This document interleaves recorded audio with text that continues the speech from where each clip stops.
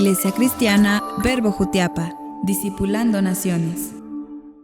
Estamos agradecidos con Dios porque todos estos acontecimientos que hemos estado viviendo nos ha hecho pensar, nos ha hecho reflexionar. Ahora que usted y yo prácticamente hemos estado en casa con la familia, nos hemos detenido algunos en nuestras labores, otros hemos seguido trabajando desde casa.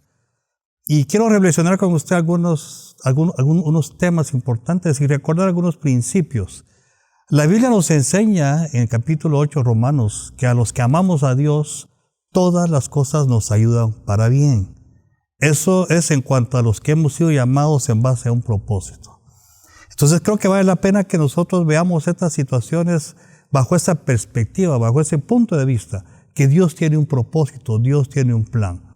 El hecho de que usted y yo hayamos permanecido en casa o estemos aún en casa y que ahora las noticias que nos inundan, los programas económicos o los paquetes económicos que el gobierno de Guatemala ha impulsado para reactivar la economía nuestra, nos hace pensar. Ahorita ya estamos en fin de mes, culminando el mes de marzo, hace pensar, reflexionar en cuanto a qué vamos a hacer para solventar nuestras necesidades económicas. Tenemos que pagar, tenemos que cumplir con nuestros compromisos, tenemos que comer. Y entonces creo que vale la pena que veamos este punto. Yo quiero platicar con usted algo esta mañana. Creo que nos va a bendecir a todos, como me ha bendecido a mí, es en relación a las finanzas. ¿Qué debemos hacer nosotros como familia en estos momentos de crisis? Y no solamente en momentos de crisis, sino para vivir una vida sana, una vida saludable en cuanto a las finanzas. En primer lugar, déjeme decirle a usted, y vamos a ver algunos pasajes de la Escritura, que todo comienza en la familia. Por eso yo le decía que todo trae un propósito. Cuando usted es transparente con sus finanzas en la familia, entiéndase su cónyuge, usted puede reunirse con su pareja, con su cónyuge, y somos transparentes y vemos la situación real económica como familia. Recordemos que como familia es donde viene el producto del trabajo, viene el capital del trabajo, porque Dios estableció a la familia como el centro y la base fundamental de nuestras sociedades.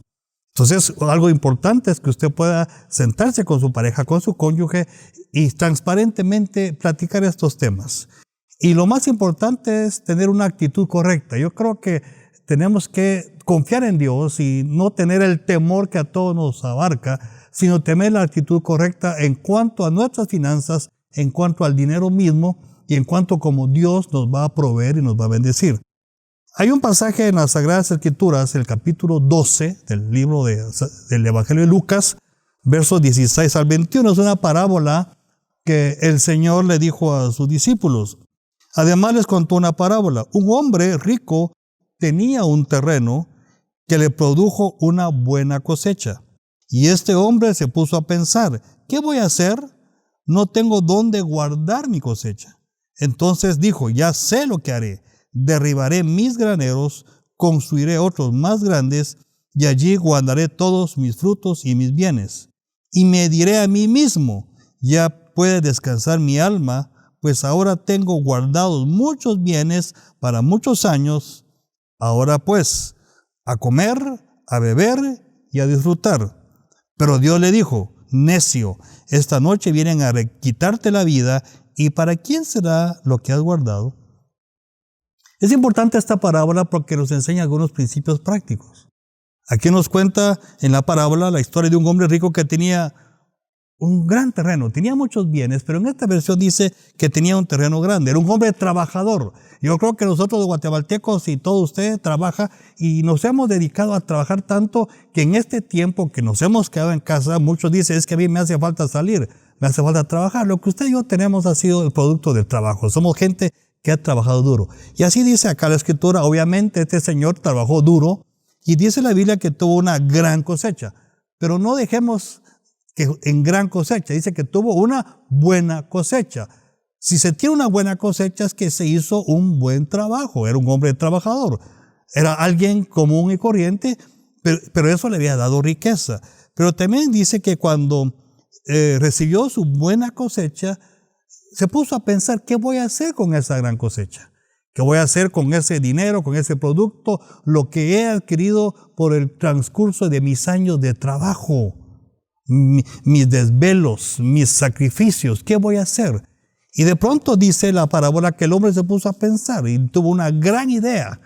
Pues obviamente seguir trabajando, pero una gran idea que tuvo fue: voy a derribar los graneros que tengo, ya no me son suficientes, ya no satisfacen tanto mi necesidad, y voy a construir otros graneros más grandes para que esa buena cosecha que tengo pueda guardarlos en esos graneros. Esa fue su gran idea.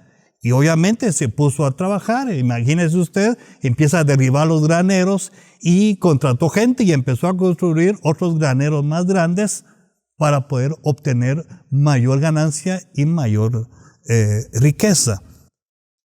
Pero me llama la atención porque luego este hombre se pone a pensar: bueno, ya tengo mis graneros, voy a construirlos, pero voy a descansar. Hay mucha gente que piensa eso: ya es época de descansar, ya hice mucho, ya trabajé lo suficiente. Y dice acá: mi alma puede descansar, ahora pues voy a comer, voy a beber y voy a disfrutar. Y acá hay cuatro aspectos que en sí mismo, quiero que usted me ponga atención a este punto, 4 aspectos que en sí mismo no son pecado. Obviamente, descansar no es pecado, ni comer, ni disfrutar, ni beber. En cuanto a sanamente hablando, pues eso no es pecado. Lo que estamos viendo acá es que es un contexto fuera del punto de la necesidad. Es decir, él estaba en otro aspecto, no poniendo la mirada ni las prioridades correctas en lo que Dios dice y en lo que Dios desea. Entonces usted y yo podemos descansar. Usted y yo comemos. Usted y yo disfrutamos de un buen paseo, disfrutamos de una buena comida, disfrutamos de una buena compañía. Usted y yo disfrutamos de la familia, usted y yo disfrutamos de la iglesia, disfrutamos de nuestros hermanos, nuestros amigos.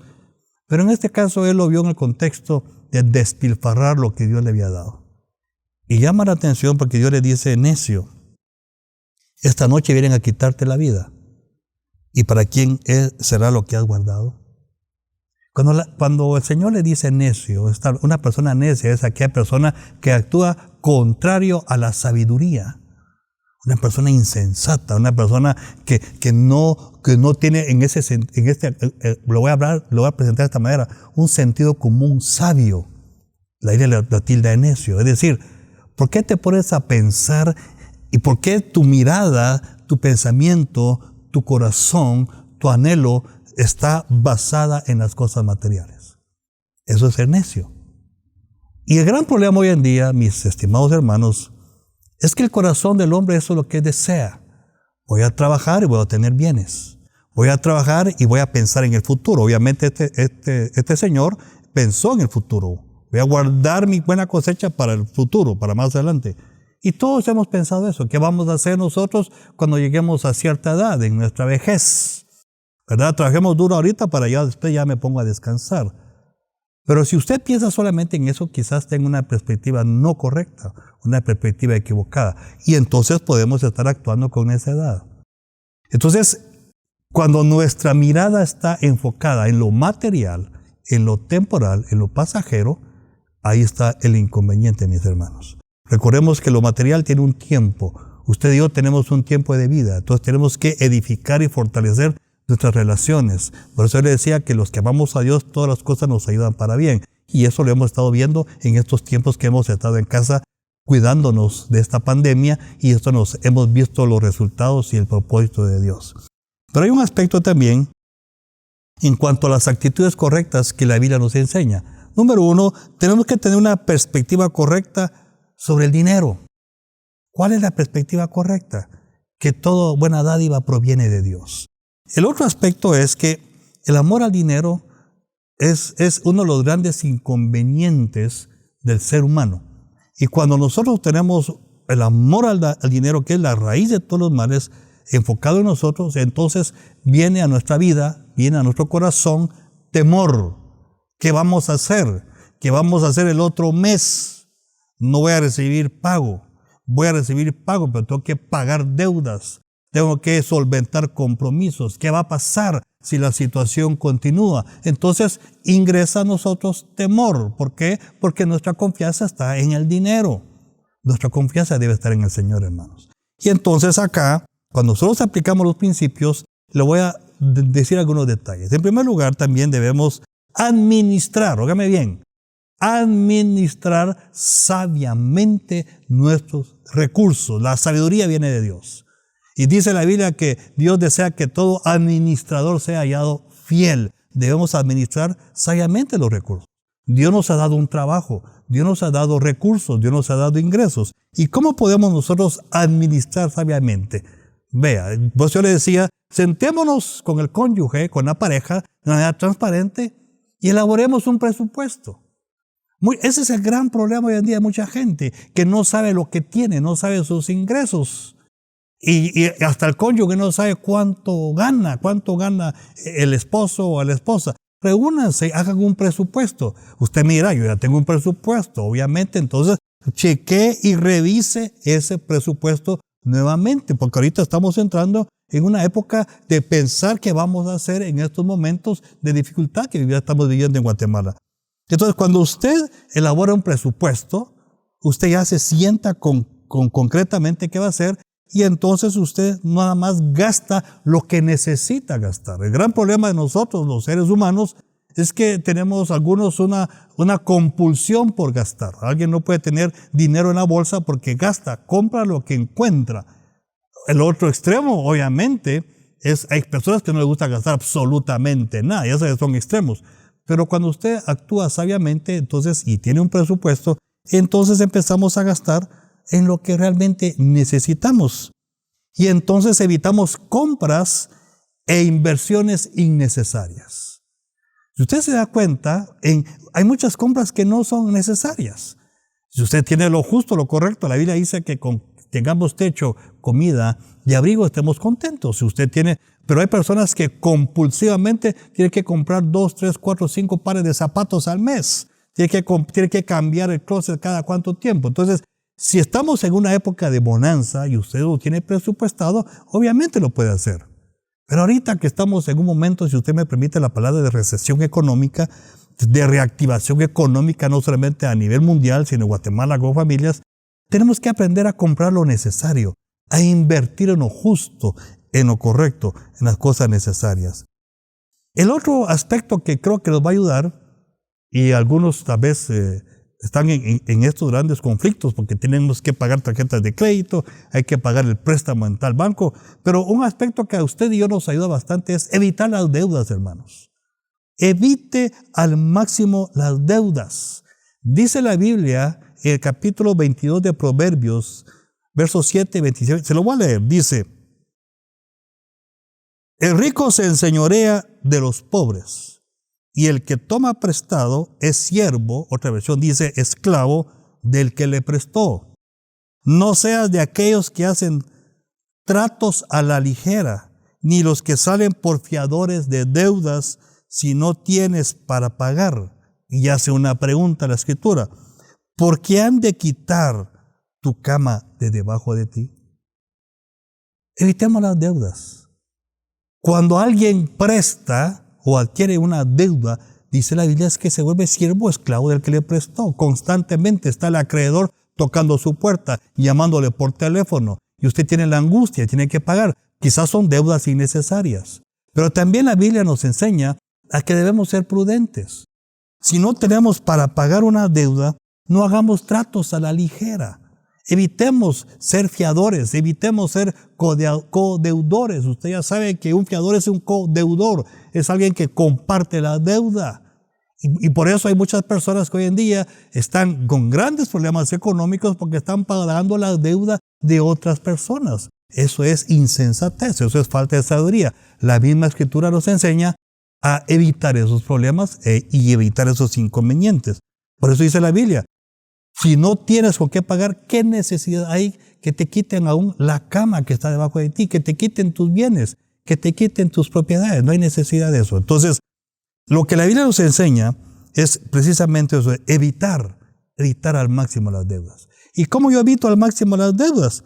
Pues obviamente vivir según lo presupuestado. Si usted vive según lo que tiene su presupuesto, esto le va a evitar a usted meterse a deudas. Hay frases muy comunes, y yo platico con los hermanos, Y le dicen a uno popularmente hablando, mira vos, pero si no es así, no hace uno sus cosas, dice, ¿verdad? No sé si usted lo ha dicho, ¿verdad? Si no es así, no compré la refri, no compré la tele. Y eso de si no es así es una deuda. Entonces hay quienes salen de una deuda y luego adquieren otro compromiso y están pagando. Evite al máximo las deudas. Vuelvo a repetir, si usted vive según su presupuesto, va a evitar las deudas.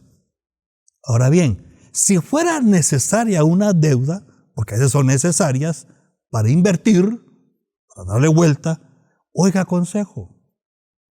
Entonces a veces nosotros estamos en un momento, la Biblia nos enseña que en la multitud de consejeros hay sabiduría. La Biblia nos enseña que el consejo nos da una dirección clara, una dirección sabia hacia qué camino podemos proseguir. Entonces, oiga consejo de personas sabias, sus líderes de la iglesia, personas que manejan conceptos económicos y financieros, que le aconsejen, ¿será conveniente? Y a veces un buen consejo nos abre puertas a nosotros, nos da entendimiento claro y decimos, no necesito una deuda.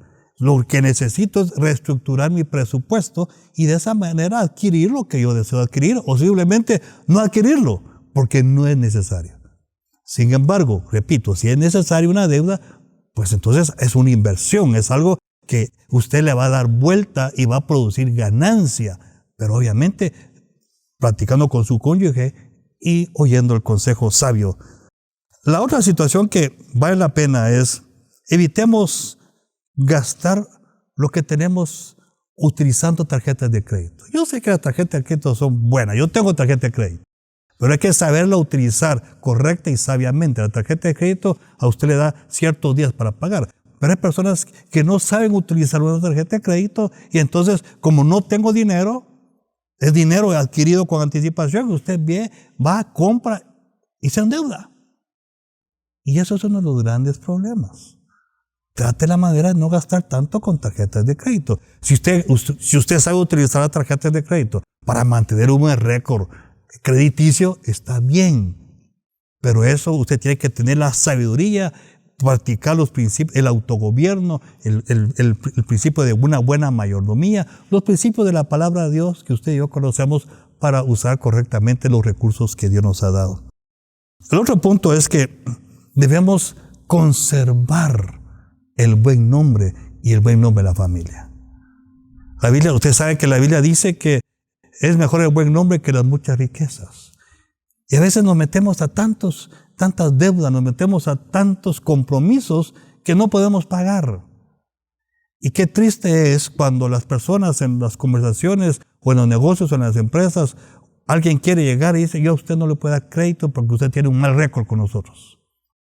Y ahora usted sabe que ahora todo está conectado. Usted va a solicitar un crédito a un banco o cualquier lado. Si usted no ha sido constante en sus pagos, si usted no ha sido un buen deudor, entonces se le cierran las puertas. Y el buen nombre se va perdiendo, mis hermanos. Y entonces eso no solamente se pierde el buen nombre nuestro, de la familia, sino estamos de alguna manera perdiendo el buen nombre de nuestro buen Dios, de nuestro Señor. ¿Verdad? Recordemos que nosotros somos el cuerpo de Cristo y nosotros representamos al Señor aquí en la tierra. Y nuestra actitud debe ser justa, correcta, íntegra, grata delante de Dios. La Biblia nos enseña que en lo que respecta a nosotros no le debemos deber nada a nadie, sino nada más el amarnos los unos a los otros. Ojo con eso. Si usted tiene una deuda con alguien, trate de la mejor manera pagar sus deudas. No nos hagamos los desentendidos, no nos hagamos aquello de que no tengo para pagar y ¿qué voy a hacer? No, eso no da un buen testimonio y no da un buen nombre del Señor ni para usted. El otro punto que vale la pena, que yo quiero que veamos, es que también la Biblia nos enseña, y aquí es donde a veces tenemos conflictos. Yo le hablé en el contexto suyo, el contexto familiar, y no por eso lo que yo le voy a decir ahorita no tenga importancia. Pero dejamos a un lado esto. La Biblia nos enseña que debemos honrar a Dios, honrar a Jehová en el uso de nuestros bienes. ¿Qué dice Proverbios 3, verso 9? Honra a Jehová con tus bienes. Óigame bien, con tus bienes y con las primicias de tus frutos, y serán llenos tus graneros con abundancia, y tus lagares rebosarán de vino. ¿Cuál es la promesa que Dios nos da acá? Versos 9 al 10, capítulo 3 de Proverbios. ¿Qué es la promesa que Dios nos da? Que nuestros graneros serán llenos con abundancia. La promesa que Dios nos da es que nuestros lagares rebosarán de vino. Nos habla de abundancia, no nos habla de escasez económica. Pero hay una condición. ¿Cuál es la condición que Dios nos da? Y es lo que a veces somos resistentes a ello. La Biblia, la condición que nos da es: honra a Jehová con tus bienes y con las primicias de tus frutos. ¿Qué es honrar al Señor con nuestros bienes?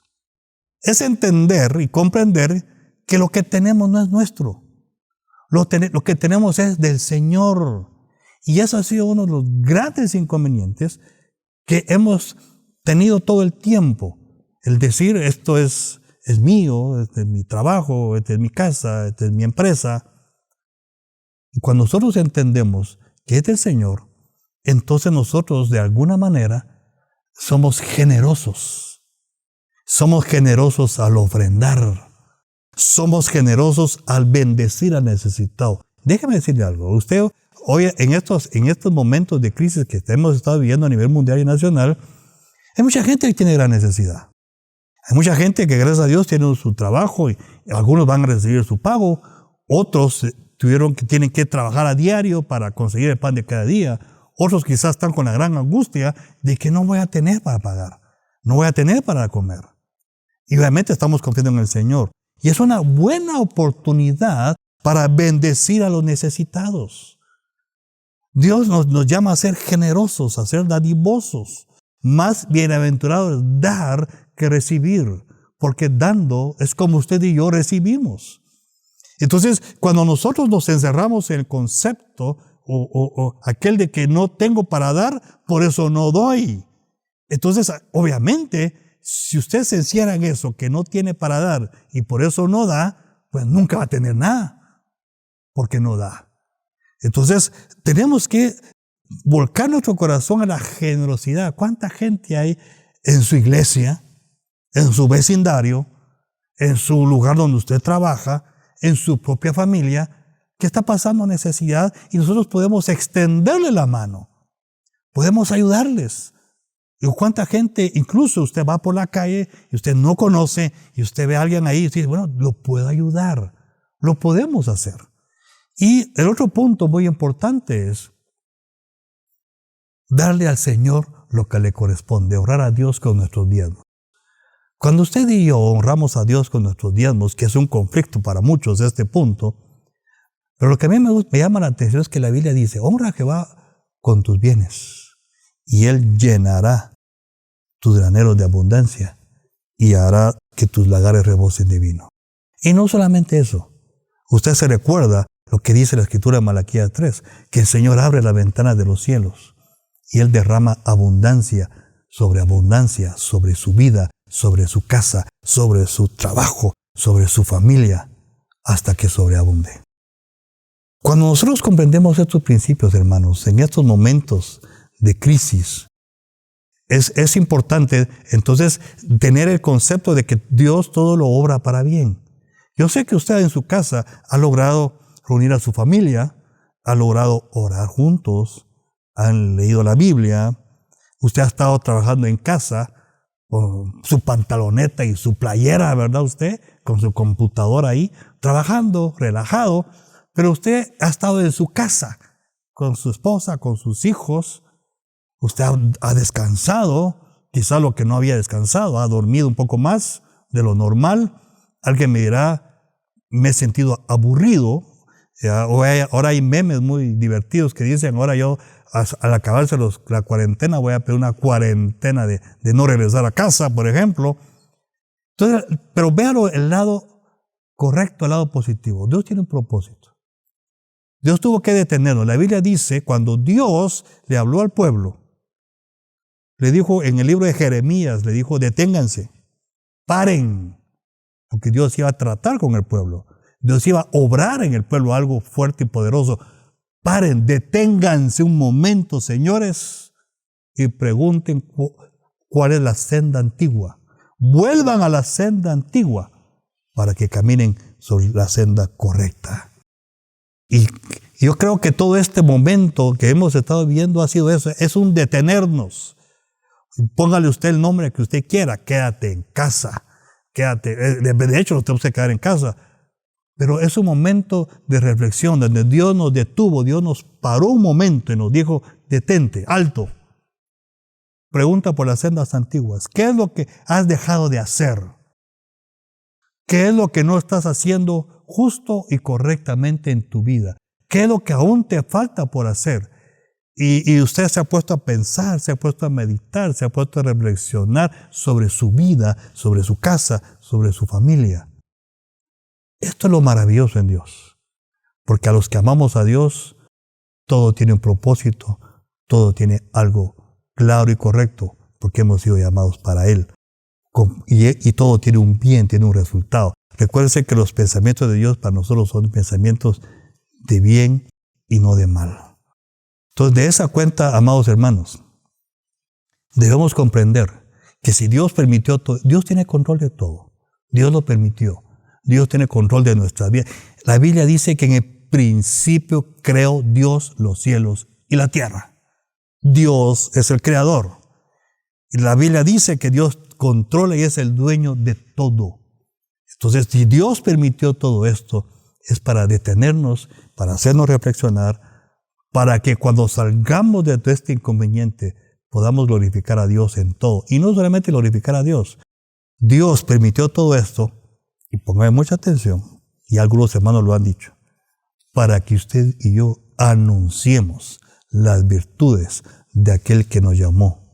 Para que usted y yo llevemos el mensaje de salvación, el mensaje de que hay un Dios vivo, un Dios real, un Dios que dio su vida en la cruz del Calvario para perdonar nuestros pecados y limpiarnos de toda maldad. Para que nosotros como iglesia seamos luz al mundo y que podamos alzar nuestra voz, no solamente alzar la voz, sino con nuestra actitud enseñarle al mundo de que Dios vive, que Cristo murió y resucitó entre los muertos y que Cristo es la esperanza que cambia, que transforma. Cristo es el que salva, Cristo es el que restaura, Cristo es el que sana. Cristo es el que tiene el control de nuestras vidas. La Biblia dice que ni la muerte, ni el futuro, ni nada nos va a apartar del amor de Dios. Esa es una buena oportunidad para que usted y yo compartamos las buenas nuevas y para que usted y yo ordenemos nuestras vidas en todos los aspectos que Dios nos está mostrando y nos está hablando. Yo le invito, amado hermano, amada hermana, que en este momento, de hecho usted ya ha hecho un alto, pero que se ponga y pregunte cuáles son las sendas antiguas, cuál es la senda antigua, y podamos nosotros volver a ese punto, reestructurar nuestra vida, restaurar nuestra casa, restaurar nuestra familia. Es un buen momento en que usted le pueda pedir perdón a su esposa. Esposa, es un buen momento en que usted le pueda pedir perdón al esposo. Padres, es un buen momento en que ustedes puedan pedir perdón a sus hijos. Es un buen momento en que usted pueda pensar, meditar, reflexionar qué ha hecho con su vida. Es un momento que hijos puedan pedirle perdón a sus padres. Es un momento en el cual usted pueda bendecir a otros siendo generoso con otros. Es un buen momento en que usted y yo glorifiquemos a Dios. Ya no nos quejemos. Ya no dejemos que el temor albergue nuestro corazón. Ya no pensemos que va a pasar lo malo en cuanto a qué va a suceder en el mes de abril, qué va a pasar en el mes de mayo, cómo vamos a terminar el año 2020. Dios tiene el control. Dejemos de quejarnos, sino que al contrario, tengamos una actitud de alabanza, de adoración y de exaltación a Dios y decirle al Señor, Señor, todas las cosas ayudan para bien, porque fuimos llamados con un propósito eterno para ti. Lo que tengo que hacer es ser cauto, tengo que ser sensato, tengo que ser sabio y tengo que actuar prudentemente y de la misma manera actuar correctamente, administrando sabiamente los recursos que Dios nos ha dado. Vale la pena que me acompañe usted en este momento, en esta mañana vamos a orar. Si alguien allá, del otro lado de su casa, en la sala de su casa, en la comodidad de su habitación, el comedor, no le ha entregado su vida a Jesucristo, esto es un buen momento, esto es un buen tiempo para que le entregue su vida a Jesucristo. Para que usted le diga, Señor Jesús, yo te entrego mi vida, te entrego mi corazón. He estado angustiado, he estado con temor, he estado con conflicto, he tenido pesadillas, no sé qué voy a hacer, no sé qué va a pasar, me quedé sin trabajo, sea la necesidad. Pero si usted no le ha entregado su vida a Cristo, lo primero es rendir su vida al Señor y a Jesús. Si usted ya le entregó su vida a Cristo, pero de alguna manera ha tenido dificultad, ha tenido temor, ha tenido angustia, ha pasado momentos difíciles, ha pasado momentos de ansiedad, es un buen momento a que lo depositemos hoy delante del Señor, que dejemos nuestras cargas, nuestras penas delante de Él. Así que yo le invito a orar conmigo. Padre, en el nombre de Jesús, estamos esta mañana delante de ti, Señor, agradeciéndote en primer lugar, porque tú eres Dios, tú eres el Señor, tú eres el creador de los cielos y de la tierra. Tú lo formaste, tú lo creaste todo y tú has permitido que esto suceda en nuestras vidas porque tú tienes un propósito, tú tienes planes grandes para nosotros. Señor, y en este momento reconozco que he estado lejos de ti y yo te entrego mi vida, Señor Jesús. Te entrego mi corazón. Reconozco que he pecado solo contra ti.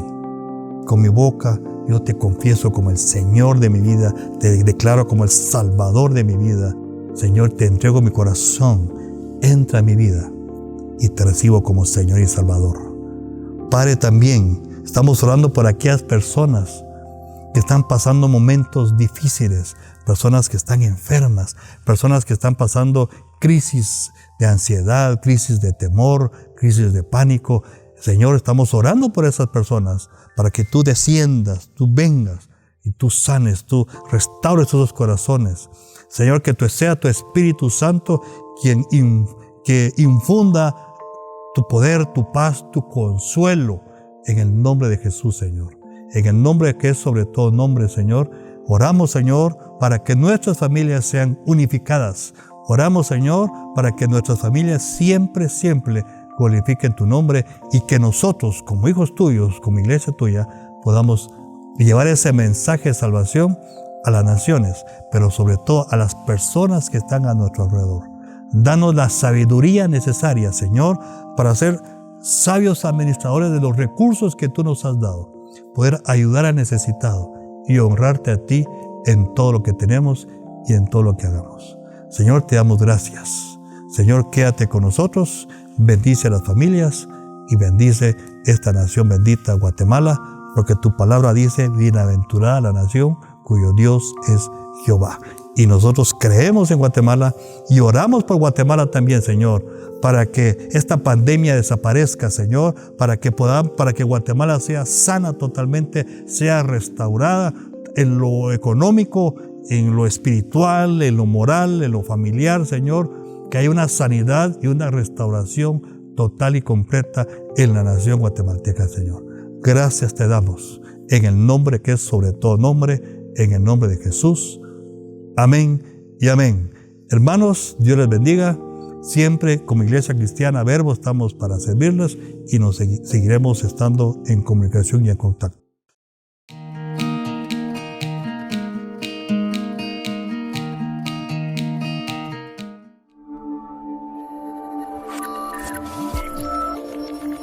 Iglesia Cristiana Verbo Jutiapa, discipulando naciones.